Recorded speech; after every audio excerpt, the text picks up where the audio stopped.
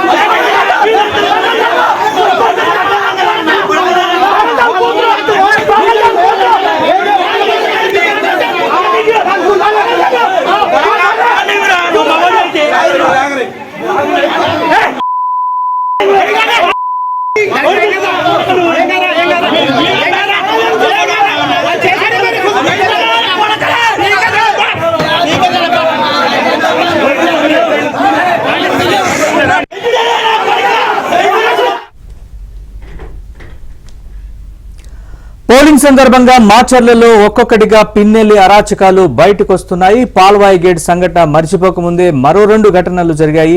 ఈ అంశాలకు సంబంధించిన పూర్తి అప్డేట్స్ మా ప్రతినిధి సాంబశివరావు అడిగి తెలుసుకుందాం. సాంబశివరావు, పోలింగ్ రోజు వైసీపీ అరాచకాలు ఏమేమి కొనసాగాయి, పూర్తి అప్డేట్స్ చెప్పండి. నరేష్, పల్నాడు జిల్లా మాచర్ల నియోజకవర్గంలో పిన్నెల్లి రామకృష్ణారెడ్డి అరాచకాలు ఒక్కొక్కటిగా వెలుగులోకి వస్తున్నాయి. పోలింగ్ సందర్భంగా పాల్వాయి గేట్ రెండుచింతల మండలం పాల్వాయి గేట్ లో ఈవీఎంలను స్వయంగా పిన్నెల్లి రామకృష్ణారెడ్డి ధ్వంసం చేసిన సీసీటీవీ ఫుటేజ్ బయటకు వచ్చిన నేపథ్యంలో అది రాష్ట్ర వ్యాప్తంగా సంచలనం సృష్టించడం, దానిపై కేంద్ర ఎన్నికల సంఘం కూడా స్పందించి అతనిపై కేసు నమోదు చేసి అరెస్ట్ చేయాలని ఆదేశించిన నేపథ్యం నిన్నంతా పిన్నెల్లి రామకృష్ణారెడ్డి కోసం గాలింపు హైరాణ జరిగిన నేపథ్యంలో అదే నియోజకవర్గానికి సంబంధించి పిన్నెల్లి ఆయన అనుచరులు చేసిన దుర్మార్గాలు, దౌర్జన్యాలు, దాడులు, వీడియోలు అయితే ఒక్కొక్కటిగా బయటకు వస్తున్నాయి. మాచర్ల మండలం కొత్త పుల్లారెడ్డిగూడెంలో అక్కడ ఉన్న పోలింగ్ బూత్ ను కూడా పిన్నెల్లి అనుచరులు క్యాప్చర్ చేసి బరిసెలు, కర్రలతో కూడా ఓట్లు వేసేందుకు వచ్చే ప్రజలపై కూడా మోకుమ్మడి దాడులు చేసి అక్కడున్న టెంట్లు, ఎవరైతే పోలింగ్ బూత్ వద్ద ఎండకేసిన టెంట్లు కూడా పీకి పడేసి పోలింగ్ కేంద్రం కాడికి వచ్చిన ప్రజల మొత్తాన్ని కూడా భయభ్రాంతులకు గురి చేసి టీడీపీ ఏజెంట్లను మారణాయుధాలతో వారిపై దాడి చేసి హత్యా ప్రయత్నం చేసిన పరిస్థితి అయితే ఉంది. ఆ రోజు అక్కడ పోలీసులు ఒక్కొక్క బూత్ దగ్గర కేవలం 1-2 మాత్రమే పోలీస్ సిబ్బందిని బందోబస్తు ఏర్పాటు చేసిన నేపథ్యంలో వాళ్ళు కూడా ఏమీ చేయలేని పరిస్థితి. వాళ్ళు ఎవరు నోరెత్తినా కూడా వైసీపీ వారిపై కూడా దౌర్జన్యం చేసి వారిపై కూడా దాడులకు పాల్పడే పరిస్థితి అక్కడ ఏర్పడింది.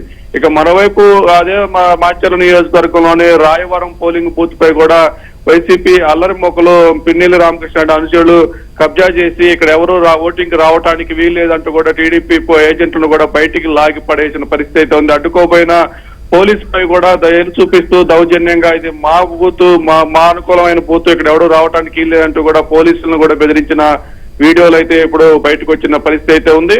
మాచర్ల నియోజకవర్గంలో మొట్టమొదటిగా రెంటచింతల మండలం రెంటాలలో ఉదయం 6 గంటలకు ప్రారంభమైన దాడులు ఆ రోజు సాయంత్రం మరుసటి రోజు వరకు కూడా పిన్నెల్లి సోదరులు దౌర్జన్యాలు, దాడులు, అరాచకాలు కొనసాగుతూనే ఉన్నాయి.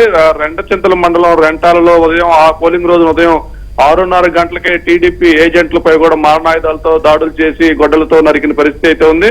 ఆ రోజు రెంటాలలో మంజుల అనే ఒక ఏజెంట్ మహిళపై కూడా తల మీద గొడ్డలతో నరకగా అదే రక్తస్రావంతో కూడా పోలింగ్ స్టేషన్ లోకి వెళ్లి ఏజెంట్ గా కూర్చునేందుకు ప్రయత్నం చేయగా అక్కడ ఉన్న అధికారులు ఆమెకి సుతప్పి పడిపోయే పరిస్థితుల నేపథ్యంలో ఆమె ఆసుపత్రి తరలించిన పరిస్థితి. అక్కడ ఉదయం 6 గంటలకు ప్రారంభమైన పిన్నెల్లి సోదరుల విధ్వంసం పోలింగ్ రోజు సాయంత్రం వరకు కూడా కొనసాగింది. ఆ తర్వాత రోజు కూడా మరలా పోలింగ్ మరుసటి రోజు కూడా వారు చేసిన అల్లర్లు, అరాచకాల నేపథ్యంలో 144 సెక్షన్ కూడా మరొకసారి పల్నాడు జిల్లా వ్యాప్తంగా విధించాల్సిన పరిస్థితి మాచర్ల నియోజకవర్గంలో ఏర్పడింది. ఇప్పుడు మాచర్ల నియోజకవర్గంలో పిన్నెల్లి రామకృష్ణారెడ్డి చేసిన దౌర్జన్యాలు, దాడులు, అరాచకాలు ఒక్కొక్కటిగా బయటకు వస్తున్న నేపథ్యంలో వాటన్నిటిపై కూడా పూర్తి స్థాయిలో కేసులు నమోదు చేసి విచారణ చేయాలి. పిన్నెల్లి సోదరులతో పాటు ఆ రోజు దాడుల్లో పాల్గొన్న పిన్నెల్లి అనుచరులు, వైసీపీ అల్లరి మొక్కలు మొత్తాన్ని కూడా అరెస్ట్ చేయాలని టీడీపీ కూటమి నేతలైతే డిమాండ్ చేస్తున్నారు.